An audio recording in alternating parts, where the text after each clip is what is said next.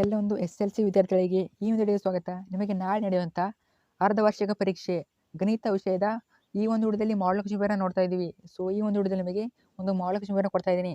So ಇಲ್ಲಿದು ಮಾಡಲ್ question ಮಾತ್ರ ಅಲ್ಲ, ಯಾಕಂದರೆ ಇದೊಂದು ಕ್ವೆಶ್ಚನ್ ಪೇಪರು ಇಲ್ಲಿರೋ ಪ್ರತಿಯೊಂದು ಪ್ರಶ್ನೆಯ ಪ್ಯಾಟರ್ನ್ ಮಾತ್ರ ನಾಳೆ ಸೇಮ್ ಇರ್ತದೆ. ಸೊ ಸೇಮ್ ಇರ್ತದೆ, ಜಸ್ಟ್ ಕ್ವಶನ್ಸ್ ಅಂಕಿಗಳು ಚೇಂಜ್ ಆಗೋದು ಅಷ್ಟೇ. ಸೊ ಸೇಮ್ ಕ್ವಶನ್ ಇರ್ತವೆ. ಸೊ ಅದರಿಂದ ಚೆನ್ನಾಗಿ ಪ್ರಾಕ್ಟೀಸ್ ಆದ್ರೆ ಮಾಡ್ಕೊಂಡು ಹೋಗಿ. ತಪ್ಪು ವಿಡಿಯೋನ ಸ್ಟಾರ್ಟಿಂದ ಎಂಡ್ ನೋಡಿ, ಯಾಕಂದರೆ ನಾನು ಈ ಒಂದು ವಿಡಿಯೋದಲ್ಲಿ ಎಲ್ಲ ವಿವರಣೆ ಕೊಡ್ತೇನೆ. ಸೊ ಕ್ವಶನ್ ಯಾವ ರೀತಿ ಕೇಳ್ತಾರೆ ಅಂತ. ಸೊ ಕೊನೆಯವರೆಗೆ ತಪ್ಪದೆ ನೋಡ್ಕೊಳ್ಳಿ, ನಿಮಗೆ ಯೂಸ್ ಆಗ್ತದೆ. ಸೊ ಖಂಡಿತ ಕೊನೆಯವರೆಗೆ ನೋಡ್ಕೊಳ್ಳಿ. ಅದ್ರ ಜೊತೆಗೆ ಹೊಸದಾಗಿ ಯಾರು ಚಾನಲ್ಗೆ ವಿಸಿಟ್ ಮಾಡಿದ್ರೆ ತಪ್ಪದೆ ಎಲ್ಲರೂ ಚಾನಲ್ನ ಸಬ್ಸ್ಕ್ರೈಬ್ ಮಾಡ್ಕೊಳ್ಳಿ. ಯಾಕೆ ಸಬ್ಸ್ಕ್ರೈಬ್ ಮಾಡ್ಕೊಂಡು ನೀವು ಕೇಳಿದ್ರಿ ನೋಡಿ, ನಾನು ಇದೇ ರೀತಿ ಮ್ಯಾಥ್ಸ್ ಆದಮೇಲೆ ಸೋಷಿಯಲ್ ಸೈನ್ಸು ಸೊ ಎಲ್ಲ ಸಬ್ಜೆಕ್ಟ್ಗಳ important question, so passing package, scoring package, so ಎಲ್ಲ ಸಬ್ಜೆಕ್ಟ್ನ ಇಂಪಾರ್ಟೆಂಟ್ ಕ್ವಶನ್ ಕೊಡ್ತಾ ಇರ್ತೀನಿ. ಸೊ ತಪ್ಪದೆ ಚಾನಲ್ನ ಸಬ್ಸ್ಕ್ರೈಬ್ ಮಾಡ್ಕೊಳ್ಳಿ. ಮಾಡ್ಕೊಂಡ್ರೆ ಸಬ್ಸ್ಕ್ರೈಬು ತಪ್ಪದೆ ಮಾಡ್ಕೊಳ್ಳಿ, ನಿಮಗೆ ಯೂಸ್ ಆಗ್ತದೆ.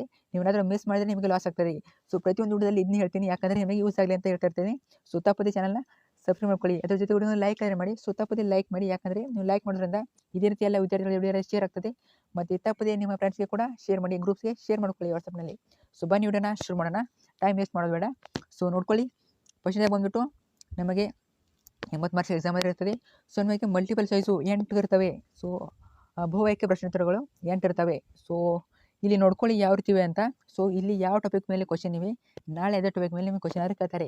ಸೊ ಆಬ್ಜೆಕ್ಟಿವ್ ಟಾಪಿಕ್ನಲ್ಲಿ ಸ್ವಲ್ಪ ಚೇಂಜಸ್ ಆಗ್ಬೋದು, ತುಂಬ ಏನಾಗೋದಿಲ್ಲ, ಆಲ್ಮೋಸ್ಟ್ ಸೇಮ್ ಇರ್ತವೆ. ಆದರೆ 2, 3, 4 ಮಾರ್ಕ್ಸ್ಗಳಲ್ಲಿ ಸೇಮ್ ಅದೇ ಕ್ವಶನ್ನು, ಜಸ್ಟ್ ಸಂಖ್ಯೆಗಳು ಚೇಂಜ್ ಆಗ್ತವೆ, ಅಂಕಿಗಳು ಚೇಂಜ್ ಆಗ್ತವೆ ಅಷ್ಟೇ. ನೋಡೋಣ ಈಗ ಯಾವ ರೀತಿ ಅಂತ. ಸೊ ಆಬ್ಜೆಕ್ಟಿವ್ ಟೈಪ್ ನೋಡ್ಕೊಳ್ಳಿ, ಇಲ್ಲಿ ಸ್ವಲ್ಪ ಚೇಂಜಸ್ ಆಗ್ಬೋದು. ಆಲ್ಮೋಸ್ಟ್ ಇಲ್ಲಿ ಯಾವ ರೀತಿ ಇವೆ ಎಲ್ಲ ಕ್ವಶನ್ನು, ಸೊ ಅದೇ ರೀತಿ ಇರ್ತವೆ, ಜಸ್ಟ್ ಸಂಖ್ಯೆಗಳು ಚೇಂಜ್ ಆಗ್ತವೆ. ಸೊ ಇದರ ಆನ್ಸರ್ ಶೀಟ್ ಬೇಕಂದರೆ ಯಾರೆಲ್ಲ ಟೆಲಿಗ್ರಾಮ್ ಗ್ರೂಪ್ಗೆ ಇನ್ನೂ ಜಾಯ್ನ್ ಆಗಿಲ್ಲ, ಟೆಲಿಗ್ರಾಮ್ ಗ್ರೂಪ್ಗೆ ಜಾಯ್ನ್ ಆಗಿ, ಅಲ್ಲಿ ಕೂಡ ನಾನು ಆನ್ಸರ್ ಶೀಟ್ನ ಶೇರ್ ಮಾಡ್ತೀನಿ. ಸೊ ಜಾಯ್ನ್ ಆಗಿ, ಲಿಂಕ್ ಬಂದುಬಿಟ್ಟು ಕಮೆಂಟ್ ಬಾಕ್ಸಲ್ಲಿ ಕೊಟ್ಟಿರ್ತೀನಿ. ಸೊ ಕಮೆಂಟ್ ಬಾಕ್ಸ್ನಲ್ಲಿ ಇರ್ತದೆ ನೋಡಿ, ನಾನು ಫಾಸ್ಟ್ ಹೇಳ್ತಾ ಇರ್ತೀನಿ. ಸೊ ಚೆನ್ನಾಗಿ ನೋಡ್ಕೊಂಡು ಹೋಗಿ. ಇನ್ನು 1 ಮಾರ್ಕ್ಸಿನ 8 ಪ್ರಶ್ನೆ ಇರ್ತವೆ, ಟೋಟಲ್ ಆಗಿ 8 ಮಾರ್ಕ್ಸು. ಸೊ ಇಲ್ಲಿ ನೋಡ್ಕೊಳ್ಳಿ, ಇಲ್ಲೊಂದು ಇಂಪಾರ್ಟೆಂಟ್ ಪಾಯಿಂಟ್ ಹೇಳ್ತೇನೆ ನೋಡಿ. ಸೊ ಈ ಒಂದು ಸಮಾಂತರ ಶ್ರೇಣಿ ಎನ್ನನೇ ಪದ 5n+3 ಆದಾಗ ಸಮಾಂತರ ಶ್ರೇಣಿಯ 3ನೇ ಪದವನ್ನು ಕಂಡುಹಿಡಿಯಿರಿ. ಸೊ ಇದೇ ರೀತಿ ಒಂದು ಫಿಕ್ಸ್ ಇರ್ತದೆ. ಸೊ ಇಲ್ಲಿ ಯಾವ ಟಾಪಿಕ್ ಮೇಲೆ ಕ್ವಶನ್ ಇವೆ, ಸೊ ಅದು ಫಿಕ್ಸ್ ಅಂತ ಅನ್ಕೊಳ್ಳಿ. ಆದರೆ ಕ್ವಶನ್ ಚೇಂಜ್ ಆಗ್ತದೆ, ತಲೆಯಲ್ಲಿ ಇರಲಿ, ಕ್ವಶನ್ ಇವೇ ಇರೋದಿಲ್ಲ, ಚೇಂಜ್ ಆಗ್ತದೆ. ಫಾರ್ ಎಕ್ಸಾಂಪಲ್ ನೋಡ್ಕೊಳ್ಳಿ, ಇಲ್ಲಿ ಥಿಯಲ್ಸ್ ಪ್ರಮೇಯವನ್ನು ನಿರೂಪಿಸಿ. ಇಲ್ಲಿ ಬಂದುಬಿಟ್ಟು ತುಂಬ ವಿದ್ಯಾರ್ಥಿಗಳು ಥಿಯಲ್ಸ್ ಪ್ರಮೇಯ ನಿರೂಪಿಸಿ ಅಂದಮೇಲೆ ಇಲ್ಲಿ ಪ್ರಮೇಯನ ಬರೆದು ಬಿಡ್ತೀರಾ. ಸೊ ಆ ರೀತಿ ಅಲ್ಲ, ಇಲ್ಲಿ 1 ಮಾರ್ಕ್ಸಿಗೆ ಕ್ವಶನ್ ಕೇಳಿದಾರೆ ಅಂದರೆ ಜಸ್ಟ್ ಥಿಯಲ್ಸ್ ಪ್ರಮೇಯದ ಹೇಳಿಕೆನ ಮಾತ್ರ ಬರಬೇಕು. ಸೊ ಅದರ ಹೆಡ್ಡಿಂಗನ್ನು ಮಾತ್ರ ಬರಬೇಕು. ಸೊ ಆ ಹೇಳಿಕೆ ಮಾತ್ರ ಬರಬೇಕು, ಯಾರು ಕೂಡ ಕನ್ಫ್ಯೂಸ್ ಆಗಬೇಡಿ. So must and two marks ಎಷ್ಟು ಕೊಟ್ಟಿದ್ದಾರೆ ಅಂತ ನೋಡ್ಕೊಳ್ಳಿ. ಸೊ ಹೇಳಿಕೆ ಬರಬೇಕು, ಒಂದು ಹೇಳಿಕೆ ಫಿಕ್ಸ್ ಇರ್ತದೆ. ಸೊ ನಾಳೆ 10ನೇ ಕ್ವಶನ್ನು ಹೇಳಿಕೆ ಫಿಕ್ಸ್ ಇರ್ತದೆ. ಸೊ ಇದನ್ನು ತಲೆಯಲ್ಲಿ ಇಟ್ಕೊಳ್ಳಿ, ಸ್ವಲ್ಪ ಫಿಕ್ಸ್ ಇರ್ತದೆ. ಇನ್ನು ನೆಕ್ಸ್ಟು ಹೇಳಿಕೆ ಯಾವೆಲ್ಲ ಪ್ರಮೇಯಗಳ ಹೇಳಿಕೆ ಇವೆ ನೋಡ್ಕೊಳ್ಳಿ. ಇನ್ನು ನೆಕ್ಸ್ಟು 2 ಚಿರಾಕ್ಷರಗಳ ರೇಖಾತ್ಮಕ ಸಮೀಕರಣದ ಆದರ್ಶ ರೂಪ ಬರೀರಿ. ಸೊ ಆದರ್ಶ ರೂಪ ಯಾವುದಾದ್ರು ಬೇಕಾದ್ರೂ ಕೇಳ್ಬೋದು, ಆದರ್ಶ ರೂಪನ ಕೇಳ್ತಾರೆ. ಇನ್ನು ನೋಡ್ಕೊಳ್ಳಿ, ಮೂಲ ಬಿಂದು ಮತ್ತು XY ನಿರ್ದೇಶಾಂಕ ನಡುವಿನ ದೂರ ಕಂಡುಹಿಡಿಯಿರಿ. ಸೊ ಇದು ಕೂಡ ಫಿಕ್ಸು. ಸೊ ಕ್ವಶನ್ನು ಚೇಂಜ್ ಆಗುತ್ತೆ ಅಷ್ಟೇ, ಆದರೆ ಪ್ಯಾಟರ್ನ್ ಮಾತ್ರ ಸೇಮು. ಸೊ ಮುಂದೆ ಹೇಳ್ತಾ ಹೋಗ್ತೀನಿ ಯಾವ ರೀತಿ ಇರ್ತದೆ ಅಂತ ನೋಡಿ. ಇಲ್ಲಿ ಅಥವಾ ಕ್ವಶನ್ ಕೊಟ್ಟಿರ್ತಾರೆ, ಸೊ ನಿಮಗೆ ಈಸಿ ಆಗಲಿ ಅಂತ. ಸೊ ಇಲ್ಲಿ ಕೆಲವಷ್ಟು ಸಾಧಿಸಿ ಕ್ವಶನ್ ಕೊಟ್ಟಿದ್ದಾರೆ. ಸೊ ಬಿಡಿಸಿ 18ನೇ ಕ್ವಶನ್ ನೋಡಿ, ಬಿಡಿಸಿ. ಸೊ ನಿಮ್ಮೊಂದು ಸಮೀಕರಣ ಕೊಟ್ಟಿರ್ತಾರೆ. ಸೊ ಅದನ್ನು ಬಿಡಿಸ್ಬೋದು, ನೀವು ನಕ್ಷೆ ಮುಖಾಂತರ ಬಿಡಿಸ್ಬೋದು, ವರ್ಧಿಸೋ ವಿಧಾನ, ಸೊ ಯಾವ್ದು ಬೇಕಾದರೂ ಬಿಡಿಸ್ಬೋದು. ಸೊ ನಕ್ಷೆ ಬಂದರೆ ನಕ್ಷೆ ಬಿಡಿಸಿ, ಸೊ ನಿಮಗೆ ಯಾವ್ದು ಈಸಿ ಅನಿಸುತ್ತೆ ಅದನ್ನು ಬಿಡಿಸಿ. ಸೊ ಇದು ಕೂಡ ಫಿಕ್ಸ್ ಇರ್ತದೆ. ಜಸ್ಟು 2x ಇದೆಯಲ್ಲ, ಸೊ ಅಲ್ಲಿ 3x ಆಗ್ಬೋದು, 2x ಇದ್ದಲ್ಲಿ 3x, ಸೊ 6 ಇದ್ದಲ್ಲಿ 7, ಇಷ್ಟೇ ಆಗ್ಬೋದು. ಏನು ಫಿಕ್ಸ್ ಕ್ವಶನು ಇವೆಲ್ಲ ಇರ್ತವೆ. ಸೊ ನೋಡ್ಕೊಳ್ಳಿ, ಜಸ್ಟು ಅಂಕಿಗಳು ಚೇಂಜ್ ಆಗ್ತವೆ. ಮತ್ತೊಮ್ಮೆ ಹೇಳ್ತಾ ಇದ್ದೀನಿ, ಮತ್ತೆ ಚೆನ್ನಾಗಿ ಪ್ರಾಕ್ಟೀಸ್ ಮಾಡ್ಕೊಂಡು ಹೋಗಿ. ನೋಡಿ, ಇಲ್ಲಿ 2 ಚಿರಾಕ್ಷರಗಳ ರೇಖಾತ್ಮಕ ಸಮೀಕರಣಗಳು ಛೇದಿಸುತ್ತವೆ, ನಿಮ್ಮ ಉತ್ತರವನ್ನು ಸಮರ್ಥಿಸಿ. ಸೊ ಕ್ವಶನ್ಸ್ ಎಲ್ಲ ಇಷ್ಟೇ ಇರ್ತವೆ, ನಿಮಗೆ ರಚನೆಗಳು ಫಿಕ್ಸ್ ಇರ್ತವೆ. ಸೊ ಮತ್ತು 22ನೇ ಕ್ವಶನ್ ನೋಡ್ಕೊಳ್ಳಿ, ಇಲ್ಲಿ 5,8 ಮತ್ತು 2,4 ಬಿಂದುಗಳ ನಡುವಿನ ದೂರ ಫಿಕ್ಸ್ ಇರ್ತದೆ. ಇದು ಕೂಡ ಕ್ವಶನ್ ಫಿಕ್ಸು. ಸೊ 5 ಇದ್ದಲ್ಲಿ 6 ಬರ್ಬೋದು, 8 ಇದ್ದಲ್ಲಿ 3 ಬರ್ಬೋದು, ಇಷ್ಟೇ, ತುಂಬ ಏನು ವ್ಯತ್ಯಾಸ ಇರೋದಿಲ್ಲ. ನೆಕ್ಸ್ಟು ಮಸಾನ ಕೇಳ್ತಾರೆ, ಮಸ ಅಥವಾ ಲಸ, ಫಿಕ್ಸ್ 2ರಲ್ಲಿ ಒಂದು ಇರ್ತದೆ. ಸೊ ಇನ್ನು ನೆಕ್ಸ್ಟು PQ 8 ಸೆಂಟಿಮೀಟರ್ ಉದ್ದವನ್ನು ರೇಖಾಖಂಡವನ್ನು ಎಳೆದು 2:3ರಲ್ಲಿ ಭಾಗಿಸಿ. ಸೊ ನೋಡ್ಕೊಳ್ಳಿ, ಅನುಪಾತದಲ್ಲಿ ಫಿಕ್ಸ್ ಇರ್ತದೆ. ಇದು ಕೂಡ ಕ್ವಶನ್ ಫಿಕ್ಸು. ಸೊ ಇನ್ನು 3 ಅಂಕಗಳ 9 ಪ್ರಶ್ನೆಗಳು, ಗಣಿತ ಪಾಸ್ ಆಗೋದು ತುಂಬ ಈಸಿ. ಸೊ ಕ್ವಶನ್ ಈ ರೀತಿ ಇರ್ತವೆ. ಸೊ ಎಲ್ಲ ಟಾಪರ್ಗಳ ಸೀಕ್ರೆಟ್ ಇದು. ಸೊ ಅವರ ಹಿಂದಿನ ದಿನ ಕ್ವಶನ್ ಪೇಪರ್ನ ಪ್ರಾಕ್ಟೀಸ್ ಮಾಡ್ಕೊಂಡು ಹೋಗ್ತಾರೆ. ಸೊ ತಪ್ಪದೆ ಈ ಒಂದು ವಿಡಿಯೋನ ಫ್ರೆಂಡ್ಸು ಕೂಡ ಶೇರ್ ಮಾಡ್ಕೊಳ್ಳಿ, ಸೊ ಅವರು ಕೂಡ ಹೆಲ್ಪ್ ಆಗಲಿ.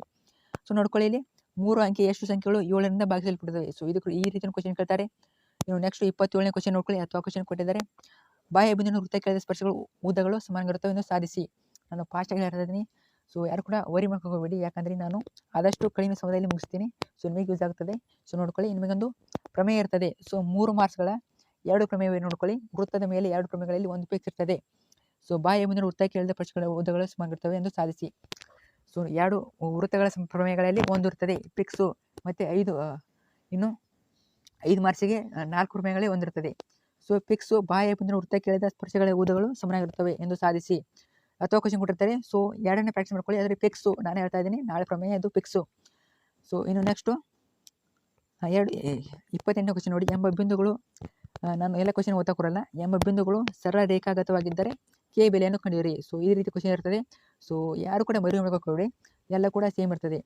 ಕ್ವಶನ್ನು ಯಾವ ರೀತಿ ನೋಡ್ಕೊಳ್ಳಿ. ಸೊ ನಾಳೆ ಸೇಮ್ ಪ್ಯಾಟರ್ನು. ಸೊ ಮತ್ತೊಮ್ಮೆ ಹಗಲೆಲ್ಲ ಹೇಳ್ತಾ ಇದ್ದೀನಿ. ಸೊ ನೀವು ಅಡ್ಜಸ್ಟ್ ಮಾಡ್ಕೊಂಡು ಅನ್ಕೊಳ್ತೀನಿ. ಇಲ್ಲಿ ನೋಡ್ಕೊಳ್ಳಿ. ಇನ್ನು √3 ಒಂದು ಅಬಲದ ಸಂಖ್ಯೆ ಎಂದು ಸಾಧಿಸಿ. ನಿಮ್ಮೊಂದು ಅಬಲದ ಸಂಖ್ಯೆ ಫಿಕ್ಸ್ ಇರ್ತದೆ, ನಾಳೆ ಫಿಕ್ಸು. ಸೊ √3ರಲ್ಲಿ 2 ಇರ್ಬೋದು, 5 ಇರ್ಬೋದು, ಅಷ್ಟೇ ಚೇಂಜಸ್ ಆಗ್ತದೆ. ಸೊ √3 + 2 ಈ ರೀತಿಯೂ ಇರ್ತದೆ. ಬಟ್ ಅಬಲದ ಸಂಖ್ಯೆ ಒಂದು ಫಿಕ್ಸು. ಇನ್ನು 4 ಸೆಂಟಿಮೀಟರ್ ತ್ರಿಜ್ಯವಿರುವ ವೃತ್ತಕ್ಕೆ ಸ್ಪರ್ಶಗಳ ನಡುವಿನ ಕೋನ 60 ಡಿಗ್ರಿ ಇರುವಂತೆ ರಚಿಸಿ. ವೃತ್ತಕ್ಕೆ ಒಂದು ಜೊತೆ ಸ್ಪರ್ಶಕವನ್ನು ಎಳೆಯಿರಿ. ಸೊ ಇದು ಕೂಡ ಫಿಕ್ಸ್ ಇರ್ತದೆ. ಸೊ ಎಲ್ಲ ಅರ್ಥ ಆಯಿತು ಅನ್ಕೊಳ್ತೀನಿ.